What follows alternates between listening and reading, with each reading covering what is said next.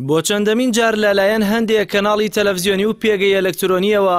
هەندێ هەواڵی بێبنەما و دوور لە ڕاستی لەسەر کۆمەڵ ئیسلامی بڵاو دەکرێتەوە و کۆمەڵ ئیسلامیش سەر لەبەریە و تۆمەتانە ڕەت دەکاتەوە و بە درۆ و چەواشەکاری ناویان دەهێنێت. کەناڵی NRT لە راپۆرتێکدا بێەوەی سەرچاوی زانیاریەکانی ئاشکرا بکات و بە ئامانجێکی دیاریکرا و دەیەوێت کۆمەڵ ئیسلامی لە گەندەڵی و بەهەدەردانی سامانی گشتی لەگەڵ دوو حزبی دەسەڵاتیەوە بگلێنێت و دەڵێت لەگەڵ چەند لایەنێکی تر کۆمەڵ ئیسلامی مانگانە پارۆ ئیمتیازات لە پارتی و یەکێتی وەردەگرێت. ئەندامێکی ئەنجومەنی سیاسی کۆمەڵ ئیسلامیش هەموو ئەو تۆمەتانە ڕەدەکاتەوە و سەرەڕای ئاشکراکردنی سەرچاوەدارەیەکانی کۆمەڵیش دەڵێت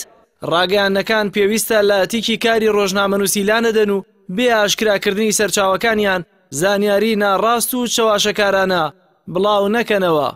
بۆیە ئەو قسەیە هیچ بنەمایشی نییە، ئێمە ڕەدی یەکەینەوە و ئەگەر هەر مؤسسەسێکی ئیعلامیە هەر دەستگایەک دلیلێکی لایە بەڵگەیەکی لایە لەسەر ئەو قسەیە پێمان خۆشە بیخەنە ڕوو و ئێمە بێم نەتین. ئێمە لە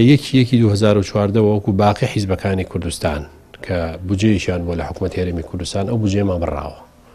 و لەو کاتەوە ئێمە پشت بە خۆمانە بەسین و سەرچاوی دارایەکانی کۆمەڵ ئیسلامی دیارن کە لەسەر و هەمویانەوە وەرگرتنەوەی بڕێ لەو پارە و داهاتەیە کە پەرلەمانتاران و وەزیرەکانمان دەستیان کەوتووە لە حکوومەتی هەم بەغا و هەم هەرێم و پەرلەمانتاران هێرمی کوردستان و ئەنجومەنی پارێزگاکان. ئەمە سەرچاوەیەکی سەرەکی بووە زایدەن هاوکاری ئەندامان و خەڵکی خێرخواست. وەڵام من هەر بەیەک بڕگە جوابی قسادەوە باشە پارتی دیموکراتی کوردستان پارە بۆ بە کۆمەڵ ئیسلامی بە کۆمەڵ ئیسلامی لە پرۆسەی ڕێفراندۆما پشتی پارتی دیموکراتی کرد. کۆمەڵی ئیسلامی لە چەندین محەڵەی ژیانی سیاسی هەرێمی کوردستانە لە پرسی سەرۆکاتی هەرێم و پەرلەمانی کوردستان و وەزیرەکان و حتا دوا هەڵوێتی کشانەوەی لە حکوومەتی هەرێم لە ساڵحی پارتی دیموکراتی کوردستان و تا پارتی دیموکراتی کوردستان هاوکاری کۆمەڵی ئیسلامی بکە.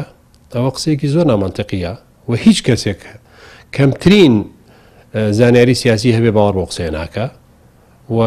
هیچ منتەقێک ئەو قسەیە ناخوێنێتەوە. بۆیە ئەو قسەیە مجرد قسە فڕێدانێکە و هیچ بنەمایشی نییە. کۆمەڵی ئیسلامی لە بەرواری یەکی ساڵی 2014ەوە وەک سەرجەم حزبەکانی تر ئەو بڕابوجێیی لە حکوومەتوەری دەگرت ڕاگیراوە و لەو کاتەشەوە لە قەیرانی سەختی داراییدا کاروباری وەرگانەکانی بەڕێ دەکات بە تایبەت تۆڕی میدیایی کۆمەڵ کە بۆ ماوەی 5 مانگ داخرا و لە ئێستاشدا بەهۆی قەیرانی داراییەوە مەترسی وەستانی پەخشەکەی هەیە لەلایەن پام میدیای سەر بە کۆمپانیەکانی نالیاوە.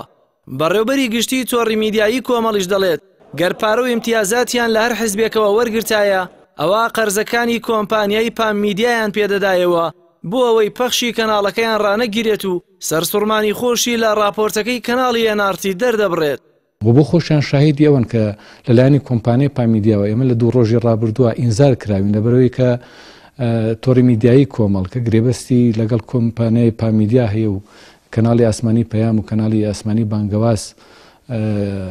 پەخش دەکرێت لەلایەنی کۆمپانیای پام میدیاوە. ئێمە ئینزار کراوین کە تا ساعت 12 شەوی چوارشەمە ئەگەر پارەی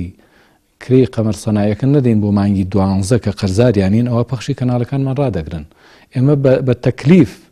ڕایانگرتووە تا ڕۆژی شەمە بۆ ئەوەی کارچۆنێ بووە ئەو پارە پەیداکەین و پەخشی کەناڵەکانمان ڕانەگرن. عەجەبەن ئەگەر کۆمەڵی ئیسلامی پارە لە هەر لایەنێکە وەربگرێ ئەو پارەی کە قەرزارە بە کۆمپانیای پام میدیا و خەریکە کەناڵەکانی پەخشەکانی ڕابگرن چۆن ئەم قەرزە ناداتەوە. بۆیە دەبوو ئەو کەناڵەوە هەر کەناڵێکی کەش کاتێک کە زانیاریەک بڵاو دەکاتەوە بۆ مانەوەی متمانە لەگەڵ لە نێوان ئەوان و هاوڵاتیانە دەبوو وردەکاری بکەن و نەدەبوو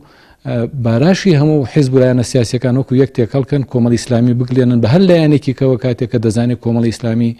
دوورە لە هەر ئەگەرێکی وا کە پارە لە هەر جێت و لایەنێک وەربگرێ خۆ ئەگەر وەریشی بگرێت کۆمەڵی ئیسلامی زۆر بە ئاشکرا و شەفافانە و ڕاشکاوانە دێڵێ. گەر لێکۆڵەرانی NRT و چالاکانی تۆڕە کۆمەڵایەتیەکانیش کە NRT بە ناویانەوە زانیاری بڵاو دەکاتەوە دەیانەوێت خۆشیان باوەڕ بە چاواشەکارەکانی خۆیان بکەن ئەوە وەڵامی ئەو پرسیارە وەرگرنەوە کە پارتی و یەکێتی لە پێناوچیدا دەبێت پارۆ ئیمتیازات بدەنە کۆمەڵ ئیسلامی کە لە ڕیفراندۆمدا دژیان بووە و هەمیشە بەرەنگاری گەندەڵی و ناشەفافیەکانیان بوو و لە دۆسیەی سەرۆکایەتی هەرێمدا پێچەوانەی خواستیەوان جوڵاوەتەوە و لە حکوومەتیشدا کشاوەتەوە بە پێچەوانەی ویستیەوانیش ڕێگای بەغدای گرتووەتە بەر.